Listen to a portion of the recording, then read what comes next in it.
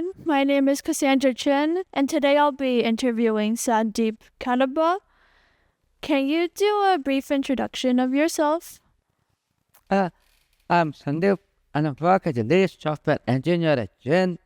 It is the company behind the Norton, Avira, and the Avast brand. So I work as a developer, DevOps, technical architect, a mix of roles, and I have been with Jen for about 12.5 years. When coming to the CNCF, I'm the co-chair of the CNCF Deaf and the Hard of Hearing Working Group, and I'm also a member of the SIG Special Interest Group Contributor Experience, as well as a member of the TAG Contributor Strategy. I'm a person with hearing impairment who relies entirely on lip reading and captioning, and so if you see me with the phone, I'm not checking emails, I'm just using it to see the transcript, to see the captions of what you are speaking. Yeah, and I really love the activities that you're doing with the CNCF Deaf and Hard of Hearing group. Can you tell me more about what you've been doing this KubeCon with them?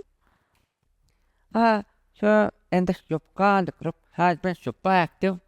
We have about 7 talks, and from those 7 talks, there are 5 talks that are purely technical, and 2 are panel discussions. And apart from the 7 talks, we are doing 2 sessions in the DEI Community Hub, where one is an open space discussion with Allyship, where we want to have an open discussion with Allyship and to foster like a more bonding. So like we want to know what the questions are, because most of the people, they've never met a deaf person, so they just don't know how to approach them. So we want to sort of break the ice. And then the second DI session is a sign language crash course that is guaranteed to be super fun. And if you have some time today evening between 5 to 6, try to drop that. You'll very much enjoy it. And can you tell me more about, you said the first class was how you interact with a deaf and hard of hearing person. What are some takeaways from the class? So the one thing is that in the deaf world, there is a spectrum. Like I rely on lip reading and captioning, and like lip reading, it takes some time to get accustomed. Like my first impressions are never good, because by the time like you speak your name, I start reading your lips, and by the time you start speaking your name, you would have finished the name. So it is very hard for me to catch people's name, which is why I always ask the name on the tag. So I rely on captions. There are some people who don't like a mix. They rely on captioning and sign language both. And then there are some people who rely entirely on sign language. And then I found out I met a new deaf person yesterday who was sitting next to me in the keynote. And she was telling me that we don't have something like a T call and a loop. So I think that is something they use, but I have to learn it. So like there's a spectrum, there's a range of accommodation and accessibility, and everyone has their own needs. And the best thing is to just ask the person what their accommodation needs are. Yeah, I think that's great. So you said to just ask the person. What do you ask them? Just simple like if you see a person who identifies as deaf, you can just go and ask them like what sort of accommodation we can provide. That you need captions, like not everyone is comfortable with captions. So some people may need an interpreter. So just go and just ask them, hey, are you deaf or hard of hearing?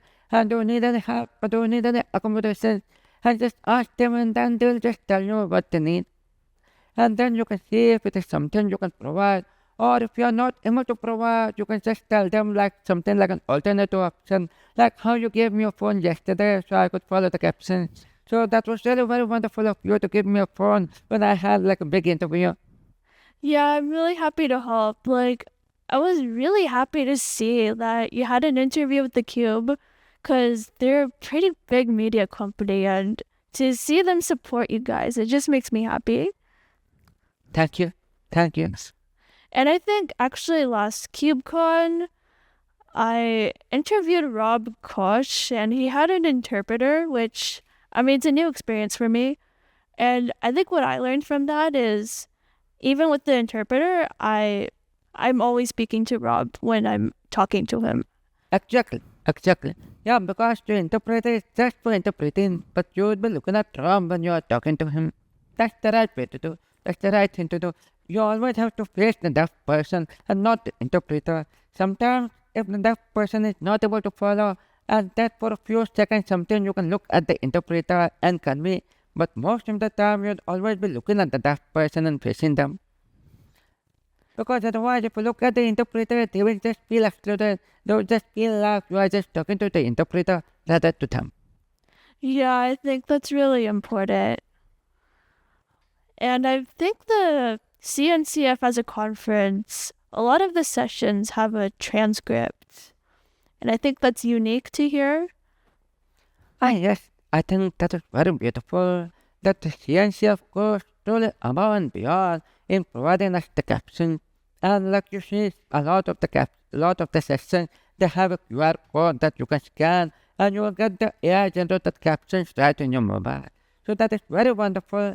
And as a deaf at the heart of your working group, we work with CNCF around the year to make sure that everything goes as planned. So in the KubeCon, we actually have a direct access to the CNCF staff through a dedicated Slack channel, and if we Slack them, they're very quick to respond. And I would actually like to share an example at the last KubeCon that happened in Salt Lake City. So, before the KubeCon, now in the KubeCon, the talks are so great, so many people apply, but the acceptance ratio in the KubeCon is like between 11 to 13%. 11 to 1 to 13. So the rest of the talks are too great, but unfortunately they don't get accepted. So for those talks, they actually have a reject conference, a separate conference. And so I happened to go in Salt Lake City, and there were no captions, so they took me to the backstage, and I talked to the backroom guy, and then the animal mind-blowing, very big captions right at the top. So if you have sometimes the captions at the bottom, some person may block them, but you have it at the top, it is always clear. So then when the CNCF keynote, the KubeCon keynote was happening, the captions were at the bottom and not that proper. And when we gave them the feedback, they immediately acted and corrected it in the very next day. So we are really thankful, and we have the CNCF staff, Wendy and Celia, who are really very helpful with our accessibility needs. And we let them know before the KubeCon what kind of accessibility we want, what kind of interpreters we want, like the ISL or the ASL or the British Sign Language. So we work with them around the year to make this. Yeah, I really like that. I never thought about the position of the captions. I mean, it makes sense in a conference setting that it's hard to see the bottom when the room is full of people. Yeah, I have to just thank Google and all of the AI tools, because without the captions, I would never been able to enjoy the conference at all. Like even in my conversations with you or with anyone else whom I meet for the first time, the present is very hard, and I just use the captions to follow. And can you tell me about, I think you said you help students get scholarships? So I had like a very hard time in my engineering. So when I did my engineering 20 years back, there was no such thing like an inclusive and accessible education in India. I was probably the only deaf guy in the whole college, in the whole engineering batch of all the students. And so there was basically no accommodation provided to me. So then I survived because I had some very wonderful friends who said you just sit next to me and copy notes. So they helped me see through engineering, and I even got a distinction.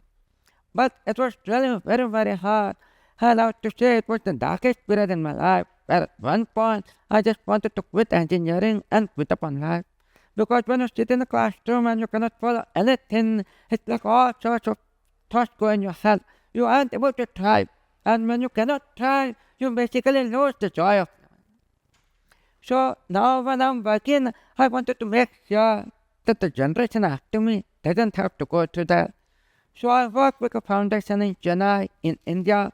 It is Allyship Foundation, and it has a type with a university where every year around 50 students are given a scholarship to study in a fully inclusive and accessible environment. They can pursue the undergraduate or the postgraduate course on their wish. They can have a captioning tool, they can have interpreters, whatever they need, the accommodation is provided, and it is fully funded and free for them. So, like, I go to that school and I help to shortlist the girls, and then based on the screening round, they are selected for the program. So, it gives me a lot of joy in going back to the community. Yeah, I think it's really great that like we have more programs like this now. So for kids, it's important. Yes, for the kids outside India, for the kids in the USA, for the kids in the UK, they have like a world of accessibility. That is something in India, accessibility is still catching up. The government is doing now, and there are lots of programs, but we are much behind you. You're much ahead. We have to like a long road ahead to catch up on accessibility. Yeah, but you're here to help, so I think it'll speed up a little bit. And do you think like AI has changed accessibility at all? I mean, this transcript app, for example. Uh, uh, okay, so I'll take it with a pinch of salt. The COVID was sort of, as much as COVID was bad for the world, and like my dad also suffered COVID, and I was just so scared of losing him. But COVID actually leapfrogged the accessibility for me. It leapfrogged the captioning, and it was sort of a blessing in disguise because it is how I can work remotely and follow the Zoom meeting. If I was like going to office, it would be very hard for me to continuously move around with the phone, trying to catch what my colleagues say. So I don't love going to office, but I have to say AI and technology has been like very, very wonderful in enabling accessibility for the deaf and the hard of hearing. And I think now there is an AI tool coming up that is even trying to catch the sign language and the emotions. It is going to take some time, but it is like a very wonderful movement happening.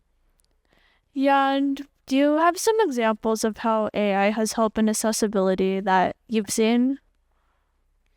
So I think yesterday in the keynote, Rob Coast, the deaf and the hard of hearing working group coach here, he demonstrated an example of how AI and ML can actually interpret the sign movement and the face expression.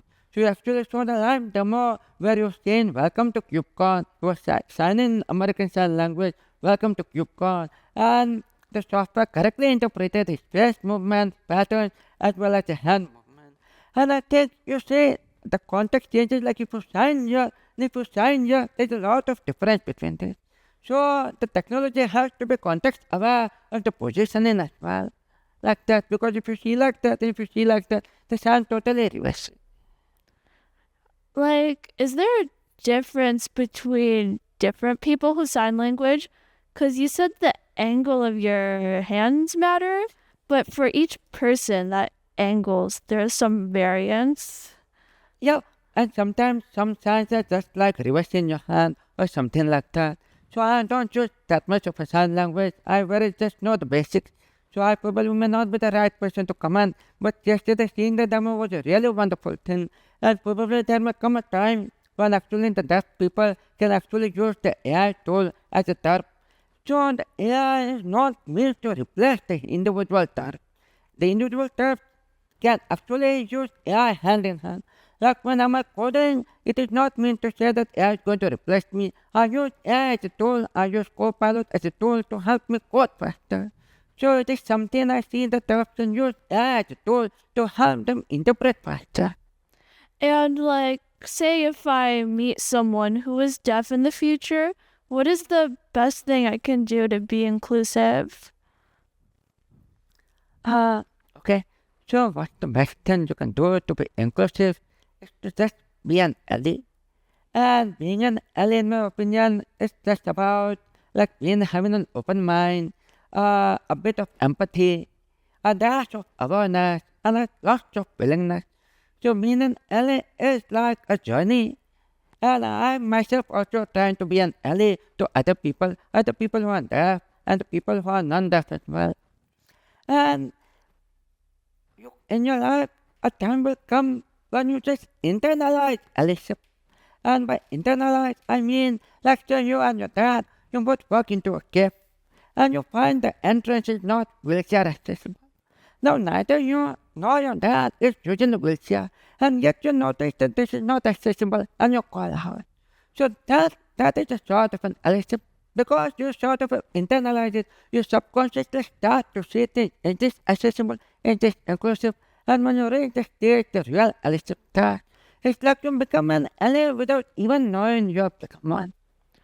I like how you phrase that. You become an ally without even knowing. I mean, that sounds like the best form of allyship, to like have it come naturally. I think like I learned a lot by talking to you today, so thank you, Sandeep.